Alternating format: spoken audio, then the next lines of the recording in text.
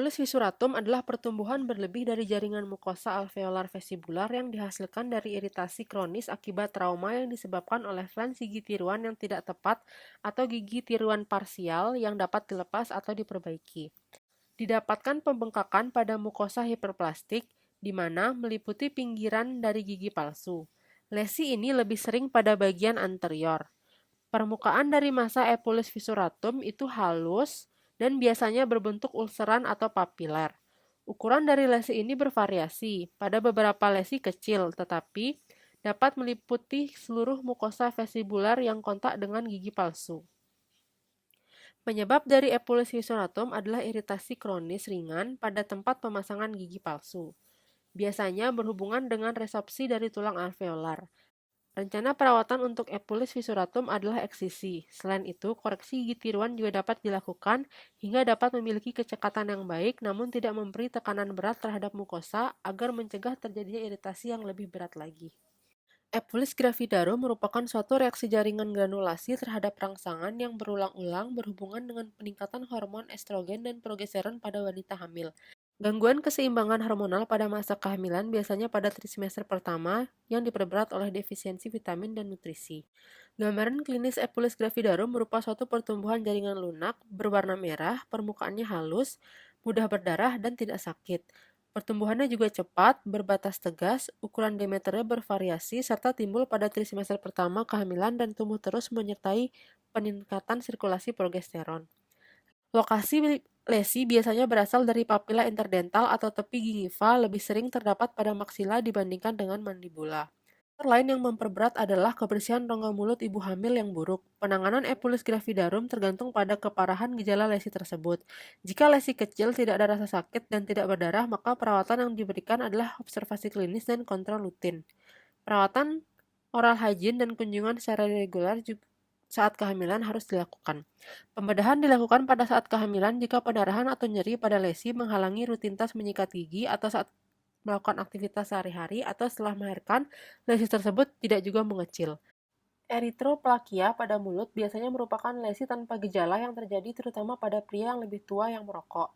Ini dapat ditemukan di dasar mulut, permukaan lateral dan ventral lidah, langit-langit lunak, serta mukosa bukal. Lesi ini harus dilihat dengan tingkat kecurigaan yang tinggi karena memiliki insiden tinggi berupa premaligna atau maligna. Konsumsi alkohol dan penggunaan tembakau merupakan penyebab utama terjadinya eritroplakia. Gambaran klinis dari lesi ini terlihat pada daerah mukosa kemerahan, memiliki tekstur seperti beludru, dan berdasarkan pemeriksaan klinis serta histopatologis tidak disebabkan inflamasi atau penyakit lain. Sebagian besar lesi ini, terutama yang berada di bawah lidah dasar mulut, palatum mole, dan pilar fovea anterior memiliki kecenderungan menjadi ganas. Rencana perawatan untuk lesi ini yaitu dengan dilakukan biopsi, namun observasi selama 1-2 minggu sambil menghilangkan iritan yang dicurigai dapat diterima. Pengobatan eritroplakia tergantung pada diagnosis histopatologi spesifik dari setiap kasus. Erythema multiforme atau EM adalah dermatitis akut yang sembuh sendiri yang ditandai dengan erupsi klinis khas yang bermanifestasi sebagai iris atau lesi target. EM dapat hadir dengan spektrum keparahan yang luas. EM dan SJS keduanya disebabkan oleh obat-obatan, tetapi agen infeksi dianggap sebagai penyebab utama dari EM. Saat ini, EM minor dianggap dipicu oleh herpes simplex virus di hampir 100% kasus. Etiologi herpes juga menyumbang 55% dari kasus EM mayor. Erythema multiforme terjadi terutama pada orang dewasa muda. Meskipun dapat berkembang pada usia beberapa pun, insiden tertinggi adalah pada dekade kedua hingga keempat kehidupan dan mempengaruhi pria lebih sering daripada wanita. Penyakit ini ditandai dengan terjadinya makula diskrit yang jelas tanpa gejala, eritematosa, papula, atau kadang-kadang vesikel dan bula yang didistribusikan dalam bentuk yang agak simetris. Keterlibatan membran mukosa termasuk rongga mulut sering terjadi. Lesi muncul dengan cepat, biasanya dalam 1 atau 2 hari dan bertahan dari beberapa hari hingga beberapa minggu. Penata laksanaan kasus erythema multiforme yang ringan cukup dengan pengobatan suportif, terapi diet makanan lunak. Untuk erythema multiforme yang sedang ataupun berat memerlukan terapi dengan kortikosteroid seperti prednison atau multiprednisolon dengan dosis awal 30-50 mg per hari selama beberapa hari. Exfoliative cheilitis adalah suatu keadaan inflamatori kronis superfasial yang ditandai dengan adanya pengkelupasan permukaan keratin bibir, sedangkan area yang lain terjadi pembentukan lapisan keratin, sehingga memberi kesan pengelupasan bibir secara kontinu. Exfoliative cheilitis merupakan keadaan kronis yang melibatkan daerah vermilion bibir atas maupun bawah, atau yang lebih sering terjadi pada kedua bibir yang mengakibatkan desquamasi lapisan keratin yang tebal. Penyebab exfoliative cheilitis ini berkaitan dengan injuri kronis seperti kebiasaan menjilat, menggigit, mengelupaskan, dan menghisap bibir. Pasien dengan exfoliative cheilitis biasanya memiliki riwayat gangguan kepribadian, psikologis, atau stres. Rencana perawatan dari exfoliative cheilitis dengan melakukan KIE. KIE kepada pasien meliputi komunikasikan kepada pasien bahwa bibir pecah-pecah tidak berbahaya dan akan sembuh jika diberi obat. Instruksikan kepada pasien untuk menjaga kebersihan rongga mulutnya dengan rutin menyikat gigi 2 kali sehari, yaitu pagi setelah sarapan dan malam sebelum tidur. Serta instruksikan juga kepada pasien agar banyak mengkonsumsi sayur-sayuran dan buah-buahan serta air putih, dan edukasi kepada pasien untuk menggunakan obat topikal bibir ketika bibir terasa kering dan tidak menjilat-jilat bibir dan mengelupas kulit bibir. Terapi dari lesi ini dengan pemberian obat topikal bibir yang mengandung steroid, antihistamin, serta pelembab. Fibroma atau tumor jaringan ikat ini adalah neoplasma jaringan lunak jinak yang paling umum terjadi di rongga mulut. Fibroma dapat disebabkan oleh karena faktor herediter atau faktor eksternal seperti trauma atau iritasi lokal. Fibroma juga dapat disebabkan oleh iritasi lokal seperti plak, kalkulus, tepi tumpatan yang overhanging, trauma, dan gesekan plat protesa dari gigi tiruan. Fibroma bisa berupa hasil dari trauma yang hanya sekali atau pengulangan, infeksi, atau inflamasi kronis. Gambaran klinis lesi menunjukkan suatu benjolan kenyal, dapat digerakkan, memiliki warna seperti mukosa normal, tidak menimbulkan rasa sakit. Fibroma dapat terjadi di setiap lokasi oral, paling sering terjadi pada mukosa bukal di sepanjang bidang oklusi. Lokasi lainnya yaitu berada pada gingiva, mukosa bukal, lidah, bibir, dan langit-langit. Fibroma merupakan lesi yang berkembang dengan baik dan lambat yang terjadi pada segala usia, tetapi paling sering terjadi pada dekade ketiga, keempat, serta kelima, di mana wanita terpengaruh 2 kali lebih sering daripada pria. Perawatan untuk fibroma adalah eksisi bedah konservatif. Eksisi dilakukan dengan menggunakan skalpel nomor 15. Setelah jaringan tersebut terangkat seluruhnya, debridement dilakukan dengan kuretase untuk menghilangkan jaringan-jaringan nekrotik, serta menghaluskan tulang menggunakan bone file, kemudian irigasi menggunakan aqua steril, penjahitan dengan benang silk non-resorbable pada bagian labial sebanyak 2 simpul. Fisur tang merupakan kondisi yang tampak berupa alur-alur atau fisur linear pada dorsum lidah. Gambaran klinisnya dapat bervariasi baik dalam bentuk, jumlah, kedalaman, dan panjang, serta pola dari celah-celah lidah tersebut. Biasanya, celah pada fisur tang terdapat lebih dari satu yang dalamnya 2-6 mm. Pola yang biasa terlihat yakni terdapat celah sentral yang paling besar di tengah lidah dengan celah-celah kecil bercabang di sekitarnya. Berdasarkan polanya, celah pada lidah tersebut dibagi menjadi 3 arah, yakni arah vertikal, transversal, dan oblik. Etiologi dari kondisi ini merupakan herediter, terlihat saat lahir atau mungkin menjadi lebih jelas ketika usianya lanjut. Umur dan faktor lokal lingkungan dapat mempengaruhi perkembangannya. Selanjutnya, perawatan yang dilakukan untuk kondisi ini, di mana evaluasi penyakit sistemik yang berhubungan dengan fisur tang, dan menjaga kebersihan rongga mulut dengan cara menyikat permukaan atas lidah untuk menghilangkan sisa makanan pada celah. Fordy spot. Nah, Fordy spot merupakan suatu kondisi di mana terdapat kelenjar sebasea ektopik atau pada mukosa rongga mulut. Etiologinya dari Fordy spot yaitu developmental origin. Gambaran klinis dari Fordy spot yaitu dalam bentuk papula berwarna putih, kekuningan yang multiple atau bisa juga muncul sebagai papula berwarna putih. Bagi pasien yang menginginkan perawatan terutama dengan alasan estetik, pilihan perawatan yang dapat dilakukan yaitu dengan cara bedah mikro punch, terus elektrodesifikasi, terus sitoterapi, laser ablatif, dan tretinoin topikal dan oral isotretinoin. Nah, frictional keratosis ini merupakan lesi putih yang disebabkan karena adanya tekanan dalam mulut dan menyebabkan pembentukan keratin yang berlebih. Etiologinya yaitu kebiasaan menggigit pipi, alat ortodontik, gigi tiruan yang tidak pas, kas yang patah, tepi kasar pada gigi yang karies. Gambaran klinisnya yaitu lesi terlihat sebagai bercak asimptomatik putih yang jelas, vokal, dan berwarna translusen hingga opak dengan tepi berbatas jelas. Untuk perawatannya yaitu menghilangkan faktor penyebab, DHE, dan pemberian terapi paliatif. Pemberian terapi paliatif topikal yang dapat mempercepat penyembuhan dengan diberikan benzokain atau triamcinolone. Nah, lesi ini memiliki prognosa yang baik serta memerlukan pemeriksaan penunjang apabila faktor penyebab telah dihilangkan dan tidak terjadi penyembuhan. Dapat dilakukan biopsi jaringan untuk memastikan bahwa tidak ada perubahan displastik atau neoplastik pada neoplastik yang ada. Geographic tongue. Nah, geographic tongue merupakan suatu lesi inflamasi pada lidah yang bersifat jinak dan tidak memiliki kecenderungan berubah menjadi ganas. Etiologinya yaitu faktor genetik, faktor yang bersifat sistemik, lokal maupun yang berhubungan dengan imunitas pasien. Tidak ada satupun dari faktor-faktor tersebut yang menunjukkan bukti hubungan sebab akibat yang pasti dan jelas dengan geographic tongue. Gambaran klinisnya, geographic tongue tampak sebagai daerah depapilasi berwarna kuning, putih atau abu-abu, serta tampak meninggi pada bagian tepinya dengan bentukan yang irregular. Untuk perawatannya, informasikan kepada pasien untuk menyikat lidah secara rutin. Namun, bila keadaan ini disertai dengan rasa sakit, perawatan yang dapat diberikan yaitu dengan pemberian steroid topikal, terus acetaminophen, obat kumur yang mengandung anestesi topikal, terus antihistamin, ansiolistik, dan suplemen zinc. Selanjutnya yaitu glossitis hunter atau glossitis yang terkait dengan anemia B12. Merupakan suatu kondisi yang ditandai oleh lidah yang mengkilap halus dan nyeri yang disebabkan oleh atrofi dari papila lingual.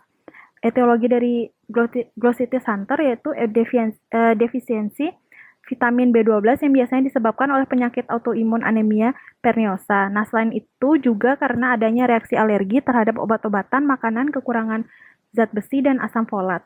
Gambaran klinis dari glossitis hunter ditandai dengan kemerahan, nyeri, dan atrofi papila dorsum lidah. Untuk perawatannya yaitu DHE, pemberian antibiotik, pemberian kortikosteroid, dan menghilangkan hal-hal yang memungkinkan terjadinya iritasi, glossodinia atau glossopirosis. Ini merupakan rasa sakit yang timbul di dalam rongga mulut yang ditandai dengan adanya rasa terbakar, gatal, tajam, hingga mati rasa yang menyerang pada mukosa, bibir, lidah, tanpa adanya lesi pada daerah mukosa.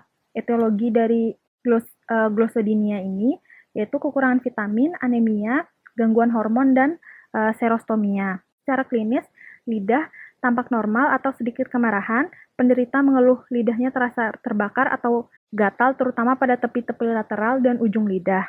Perawatannya yaitu menyesuaikan atau mengganti gigi palsu yang mengiritasi, terus mengobati gangguan yang ada seperti diabetes dan suplemen untuk kekurangan gizi.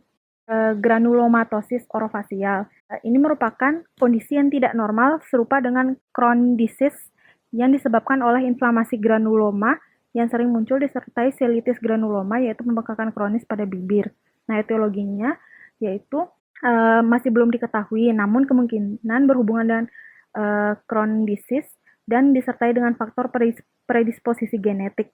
Untuk faktor resikonya yaitu predisposisi genetik, alergi makanan, alergi terhadap bahan kedokteran gigi, infeksi, dan penyakit imun. Gambaran klinisnya yaitu terlihat pembengkakan kronis pada bibir yang berwarna merah.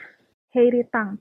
Hairy tongue ini merupakan suatu kondisi di mana ada pertumbuhan papilla filiformis yang berlebih pada permukaan dorsal lidah. Etiologinya yaitu hipertrofi papilla filiformis pada bagian dorsal lidah yang umumnya disebabkan kurangnya stimulus mekanis dan pembersih. Gambaran klinis dari hairy tongue yaitu dengan hipertrofi papilla filiformis disertai sedikit jumlah desquamasi normal.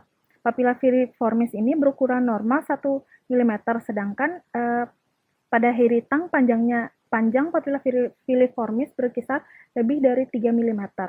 Perawatan dari hiritang yaitu memberikan informasi pada pasien untuk menjaga kesehatan rongga mulut dan membersihkan lidah dan menghilangkan faktor predisposisi. Halitosis ini merupakan keadaan bau mulut yang berasal dari keadaan metabolik secara sistemik termasuk saluran pencernaan. Etiologi dari halitosis yaitu faktor lokal, faktor sistemik, dan hasil dari pencernaan. Faktor lokalnya yaitu meliputi pembusukan sisa makanan di antara gigi, karies, penyakit periodontal, dan yang disertai poket, mukus dari postnatal, merokok, dan plak. Selanjutnya yaitu faktor sistemik itu meliputi diabetes, hemoragi internal, nekrosis, disfusi ginjal, dan penyakit gastrointestinal. Sedangkan hasil dari pencernaan meliputi beberapa makanan seperti bawang putih, bawang merah, peppermint, dan makanan yang berlemak. Untuk perawatan dari halitosis yaitu dengan menjaga kebersihan mulut dan diperlukan pemeriksaan secara menyeluruh untuk mengatasi halitosis secara cepat. Hand, foot, and mouth disease merupakan penyakit infeksi virus akut yang paling sering disebabkan oleh Coxsackie-virus A16 dan enterovirus 71 atau EV71. Untuk etiologinya itu enterovirus non-polio seperti Coxsackie-virus A5, A7, A9, A10, A16, Ecovirus, dan enterovirus lainnya. Terdapat ruam kemerahan yang menjadi makular dan vesikal pada kulit tangan dan kaki, yaitu punggung, telapak, dan tumit, serta pinggul, ulcer pada lidah, palatum durum, dan mole, terus mukosa bukal, dan bisa pada semua mukosa mulut. Untuk perawatannya itu melakukan penyuluhan dan memberikan terapi suportif dan simptomatik. Untuk terapi suportifnya berupa informasikan kepada pasien untuk istirahat yang cukup, hidrasi, dan multivitamin, serta diet lunak. Sedangkan terapi simptomatik berupa pemberian analgesik, antiseptik, anestesik topikal, dan rujuk pada dokter yang lebih kompeten. Hemangioma merupakan suatu proliferasi yang terjadi pada sel-sel endotelium yang mulai terbentuk sejak usia bayi dan diikuti dengan involusi seiring dengan bertambahnya usia. Etiologi dari hemangioma masih belum jelas. Ada banyak hipotesis yang menyatakan tentang etiologi dari hemangioma. Namun, proses angiogenesis memegang peranan penting. Nah, sitokin seperti basic fibroblast growth factor dan vascular endothelial growth factor telah terbukti berhubungan dengan proses angiogenesis. Gambaran klinis dari hemangioma yaitu terdapat lesi berwarna merah terang sampai kebiruan pada lidah, membran mukosa, bibir, dan lesi ini berupa gumpalan yang tidak berkapsul, berbatas tidak jelas, dapat datar atau lebih menonjol dibanding dengan jaringan di sekitarnya. Perawatannya yaitu terapi secara konservatif, yaitu dengan observasi. Selanjutnya tindakan bedah, radiasi, penggunaan kortikosteroid, dan elektrokoagulasi. Terpangina merupakan infeksi virus akut yang disebabkan oleh virus Coxsackie tipe A, yaitu tipe A1-6, A8, A10, A22, B3, dan kemungkinan yang lainnya. Etiologi dari Herpangina yaitu virus Coxsackie grup A termasuk A1-6, 8, 10, dan 22. Untuk gambaran klinisnya yaitu terdapat area kemerahan difus pada jaringan, tampak vesikal yang ruptur dan mengalami ulcerasi. Untuk perawatannya yaitu terapi untuk mengontrol demam dan nyeri pada mulut serta terapi suportif. Untuk terapi suportifnya meliputi memelihara keseimbangan cairan atau hidrasi, kontrol demam menggunakan acetaminophen, obat kumur allopurinol dikatakan dapat membantu penyembuhan. Untuk prognosis dari hemangina ini baik, namun jarang terjadi komplikasi. Untuk pemeriksaan penunjang dari herpangina ini dengan melakukan kultur virus.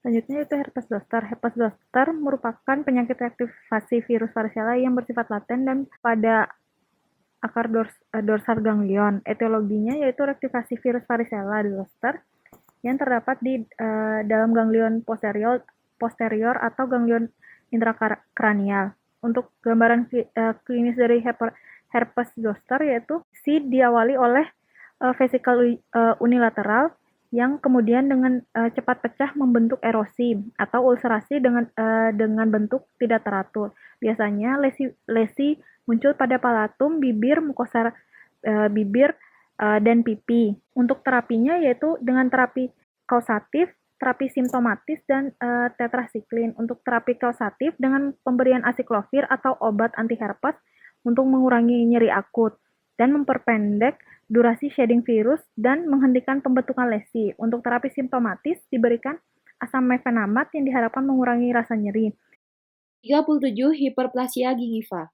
Istilah hiperplasia gingiva telah digunakan sejak lama untuk mendeskripsikan kondisi di mana terjadinya penambahan ukuran jaringan gingiva yang disebabkan oleh beberapa kondisi.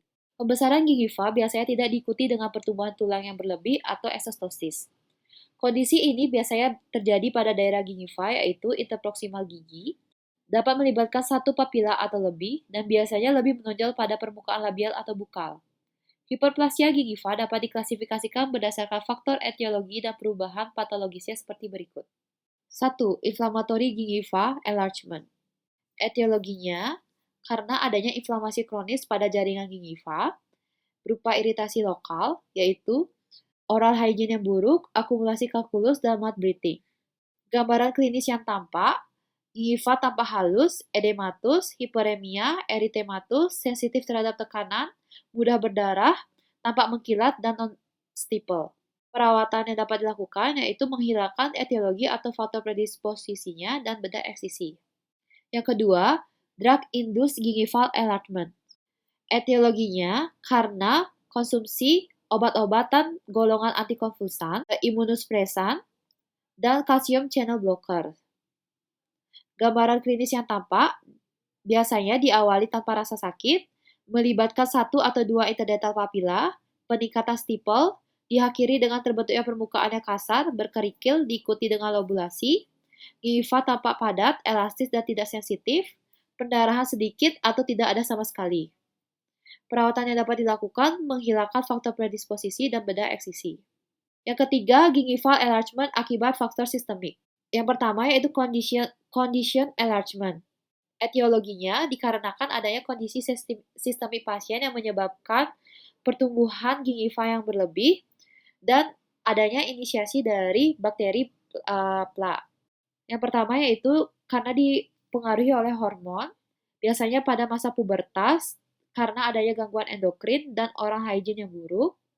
Kemudian pada ibu hamil karena adanya peningkatan hormon estrogen dan progesteron sehingga menyebabkan permeabilitas vaskularnya terganggu dan menyebabkan adanya edema pada gingiva yang merupakan respons inflamasi terhadap plak. Kemudian karena nutrisi. Biasanya diakibatkan oleh defisiensi vitamin C dan adanya faktor dari plak gigi. Gambaran klinis yang tampak, gingiva tampak lunak, bengkak, edematus, mudah berdarah, puncak interdental papila berwarna merah atau ungu. Perawatan yang dapat dilakukan adalah menjaga oral hygiene dan pemberian vitamin C. Kemudian yang ketiga, alergi. Alergi biasanya terjadi karena diakibatkan adanya reaksi hipersensitivitas terhadap bahan pada permen karet, pasta gigi, dan bahan makanan. Gambaran klinis yang tampak, pembesaran ringan pada margin gingiva dan meluas hingga ke gingiva cekat, terasa sakit, gingiva bengkak, eritematus, rapuh tanpa stipple. Perawatan yang dapat dilakukan adalah mengidentifikasi dan mengeliminasi penyebab alerginya. Kemudian, ada hiperplasia gingiva akibat penyakit sistemik. Yang pertama, leukemia. Etiologinya karena adanya leukemia monositik, limfositik, dan myelositik akut. Kemudian gambaran klinis yang tampak, gingiva tampak mengkilat, kemerahan, halus, edematus, mudah ditekan, lunak, sering terdapat ulcerasi dan tidak ada stipple. Kemudian yang kedua, Wagner granulomatosis, di mana muncul gingiva atau tampak seperti strawberry gingivitis, di mana dikarenakan adanya pembekakan gingiva esofitik berwarna ungu kemerahan dengan perdarahan. Kemudian ada Crohn disease, di mana etiologinya tidak diketahui, Dengan gambaran klinis, tampak lesinya menyerupai cobblestone, daerah vestibulum di mana lipatannya linear dan hiperplastik, mungkin dikarenakan mengikuti bentuk gigi tiruan yang menyebabkan hiperplasi. Bagian bibir yang tampak bengkak dan mengenai secara difus, mukosa gingiva dan alveolar yang memperlihatkan sebuah pembengkakan eritematosa granular, dan bagian palatal sering terdapat ulcerasi multiple. Yang keempat, idiopathic enlargement. Kondisi di mana terdapat pembesaran gingiva secara difus, menutupi gigi secara menyeluruh, biasa terjadi sebelum gigi erupsi, sehingga jaringan fibrosa menghambat erupsi gigi, di mana biasanya pada usia dini atau bayi. Etiologinya tidak diketahui, kemungkinan akibat herediter. Gambaran klinis, adanya massa besar yang tegas, padat, elastis, pertumbuhan yang insentif, menutupi ridge alveolar dan meluas melebihi gigi, tidak terjadi perubahan warna, dan perawatannya dengan cara membuang jaringan dengan tindakan bedah. Neoplastic enlargement ini berhubungan dengan neoplasma jinak dan ganas yang melibatkan gingiva. Kemudian ada false enlargement. Pseudo enlargement ini muncul sebagai hasil dari pertambahan ukuran tulang dasar atau jaringan gingiva, di mana bagian atas gingiva tidak tampak adanya kelainan kecuali pertambahan ukuran secara masif.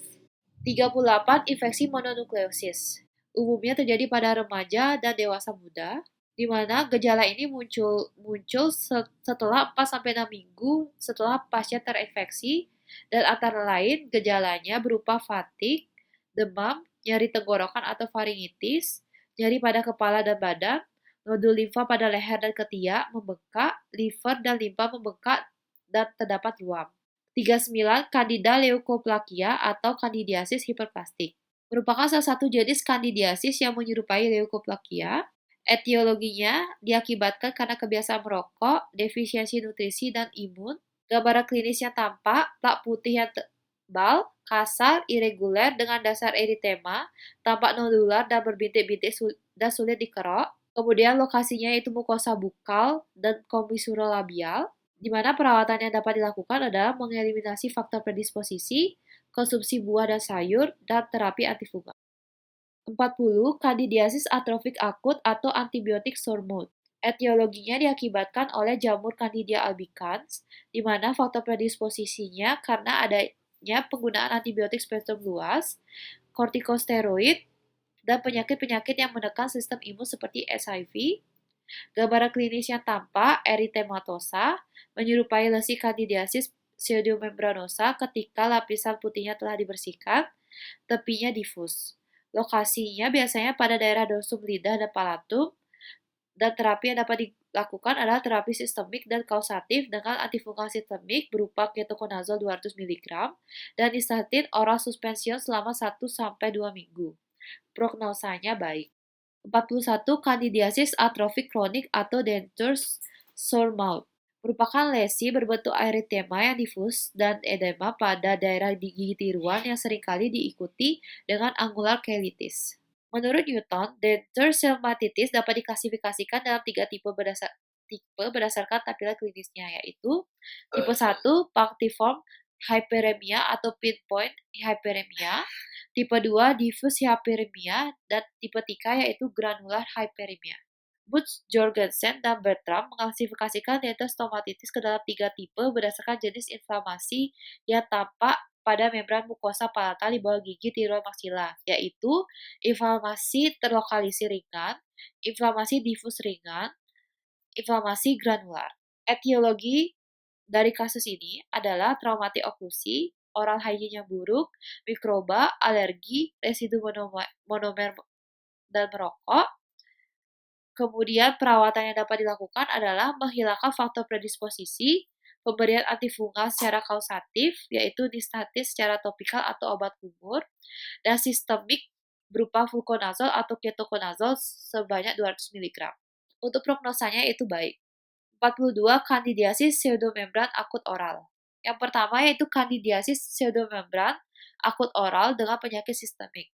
Etiologinya itu adalah jamur Candida albicans, di mana faktor predisposisinya adalah penyakit sistemik berupa diabetes mellitus yang tidak terkontrol. Gambaran klinisnya karena adanya plak putih multiple pada mukosa, dapat dihapus, meninggalkan bekas kemerahan atau eritema, mudah berdarah, nyeri pada mukosa yang berada di bawah daerah yang dihapus. Perawatannya berupa terapi antifungal, dan prognosanya baik. Kemudian yang kedua yaitu kandidiasis pseudomembran akut oral tanpa penyakit sistemik. Adanya plak pada mukosa yang berwarna putih atau kuning seperti cisi material yang dapat dihilangkan dan meninggalkan permukaan yang berwarna merah. Lokasinya yaitu pada mukosa labial dan bukal, palatum durum, palatum mole, lidah, jaringan periodontal, dan orofaring. Etiologinya diakibatkan karena adanya defisiensi imunologis, gangguan endokrin, terapi kortikosteroid, terapi antibiotik, terapi malignasi, serostomia, dan oral hygiene yang buruk. Perawatan yang dapat dilakukan adalah menentukan dan mengeliminasi faktor predisposisi, terapi antifungal, dan menjaga oral hygiene. Untuk prognosanya baik.